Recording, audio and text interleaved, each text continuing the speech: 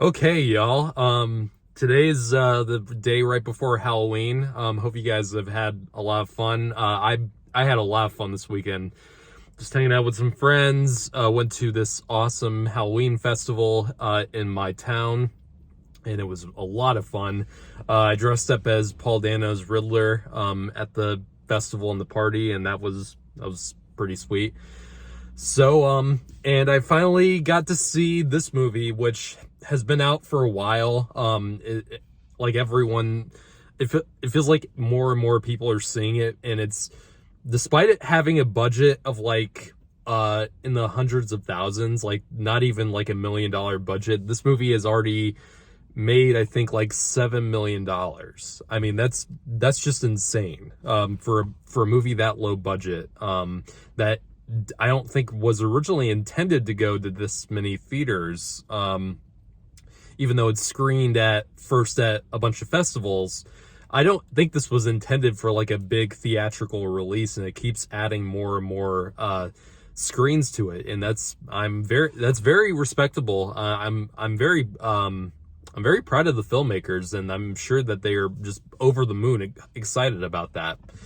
So, Terrifier 2 is a sequel that I wasn't really that excited for because, to be perfectly honest, I'm not a big fan of the first Terrifier movie. I think, as you know, these movies are essentially, now keep in mind, I haven't seen All Hallows Eve or on Hallows Eve, whatever that.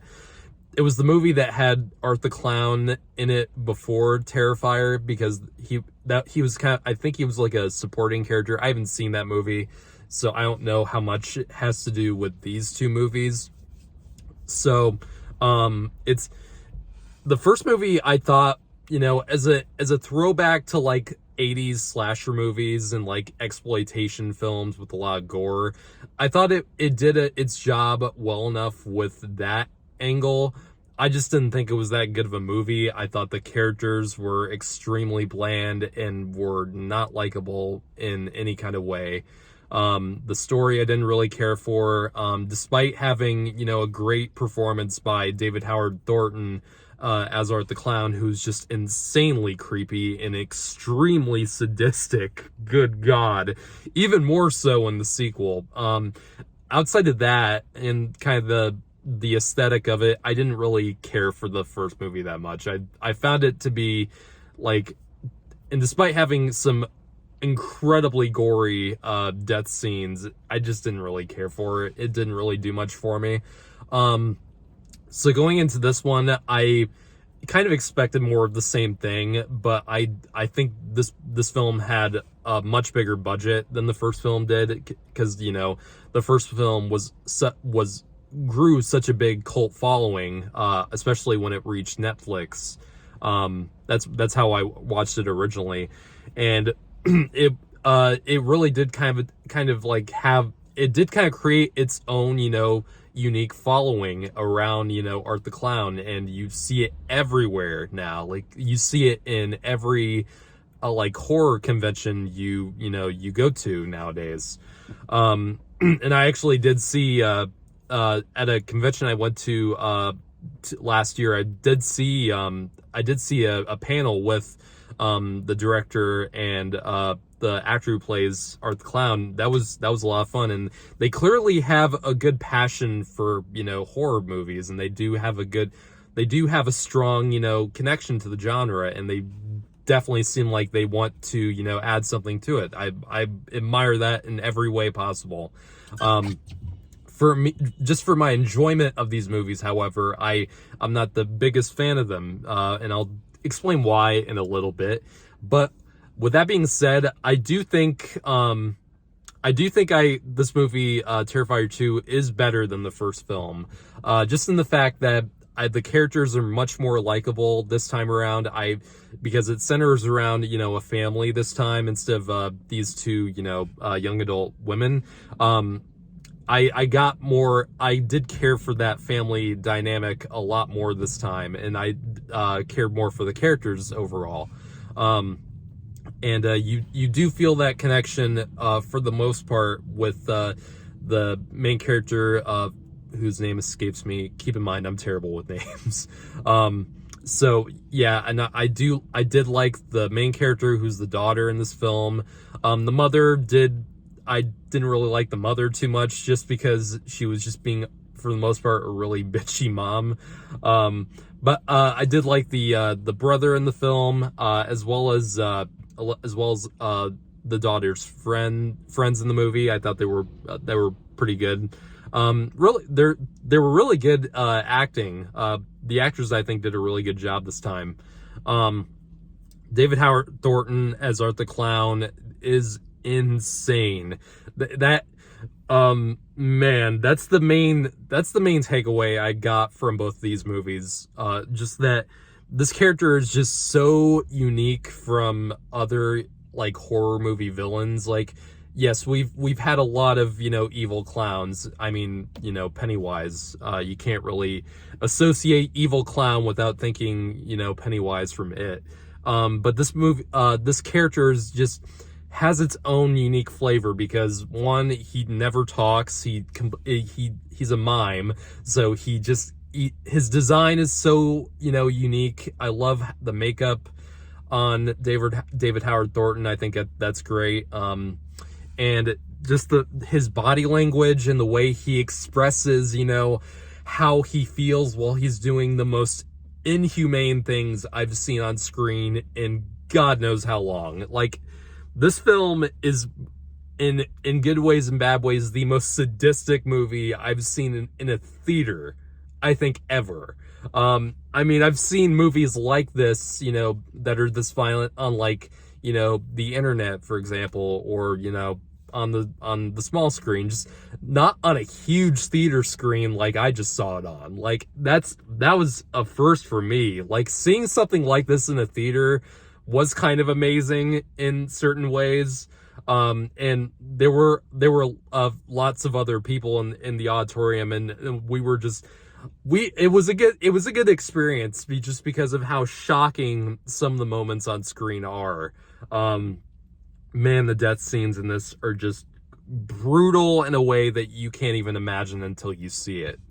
It is just, it's sadistic because this fucking clown just he's not like Michael Myers or Jason, where he will, stab you like to death very quickly. Like, it's not like that, where these people just die pretty fast. Like, it doesn't seem that painful in compared to this, where he will make you stay alive while you are being completely mutilated just for his own, amusement, and just how excited he gets and how upbeat he gets. It is just unsettling to watch. And the first movie worked with that as well. That's probably one of the things I remember most about the first film, is just that complete sadistic nature of Art the Clown, and just how different it is from other, mainstream horror villains. More sadistic than like Freddy Krueger or something like that. It's a whole realm of its own. And God, I wonder how the director, Damien Leone, I wonder how he sleeps at night, just thinking about the things that he puts on screen. How does he think about how goddamn violent, it is just, it's insane. And this movie is 2.5 hours long. So if you're thinking about seeing this movie, keep that in mind. This is probably the longest slasher movie I've ever seen. I mean, this is as long as like The Dark Knight, for example. I mean, it is a long movie. And there's a lot of violence that happens on screen, and some of the most brutal violence I've seen in a long time. So definitely, if you can't handle Saw, this makes Saw or Hostel look like, this makes Saw and Hostel look subtle. That's how violent this movie is. So, keep that in mind. But it's, I really did have fun watching this movie for the most part. It's just that it's that thing where it's like I said earlier about how sadistic these movies feel. And that's the thing that I can't really personally get into. This is a very subjective thing. And if you love this movie, to go for it. I have no problem with that. It's just, for me, who looks for, a little bit more to their horror movies now, I like a good slasher movie. I like good death scenes. I like, seeing well done violence done in a scene. But I don't know. I'm kind of at the point where I kind of want a little bit more meaning to the more violent side of horror, and a little bit more to it than just simply putting violence in a movie for the sake of it. And for the most part, these movies feel like they are just doing it just to be as gross as humanly possible. And a lot of people will get into that. Me, not so much. I want a little bit more of a meaning to it, or some kind of like hopeful, sense to it. Like, a good example of what I'm talking about is like The Black Phone, which, even though that movie is dark, it's very, it has a lot of very dark and, sadistic themes in some sense. It also has a lot of hopeful moments to it. It has a very human touch to it. It has a very emotional side to it. Outside of, the normal, horror movie stuff. These Terrifier films don't really have that, and that's a very subjective thing, like I said, but it's there for me.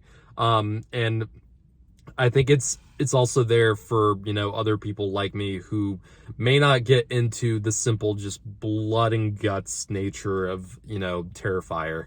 And I do think also other problems I have with this movie, it's just the characters in this movie are so stupid at so many points, especially near the end, where I was constantly going like, I was vocalizing to the characters on screen like, what are you doing? Why are you waiting to do what you're about to do?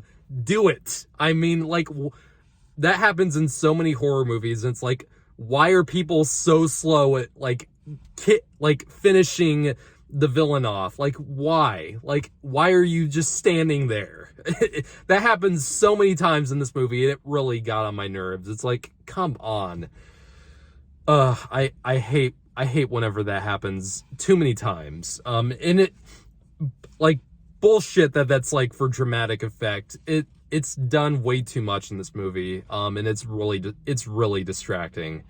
But overall, like, the 80s aesthetic, I thought was, since this movie, is much bigger than the first film in terms of scale and budget, it's a lot more, impressive, all the sets they created for this. There's a lot of great production design, the cinematography, it literally feels like a movie that came out in like 1984, when like Nightmare on Elm Street came out. It definitely perfectly captures that tone and aesthetic, and especially the music. I really like the music in both these movies, actually.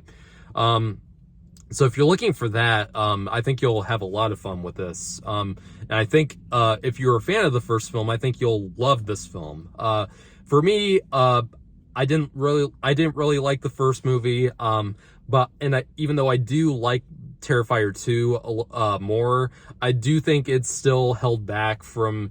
I don't think this is going to be a modern classic or anything like that. I just don't think it will be, at least for people like me, because it really is violence. For me, it just feels like an exercise in being as sadistic and violent as it can possibly be. And that just doesn't really appeal to me that much. So I'm going to give this film a 6.5 out of 10. I know a lot of people really like this film. I just didn't really get into it as much, but I do respect this movie quite a bit for going as far as it did, and you know, for being as long as this movie is. I do respect that. I do think the filmmakers are extremely talented with the technical stuff. I mean, the gore effects in this movie are fantastic. Like, I don't think there's very little CGI usage, if they even really did. It's pretty much all practical, and it looks great. And I do have to respect them for that. So happy about Halloween, guys. Hope you check out this one soon.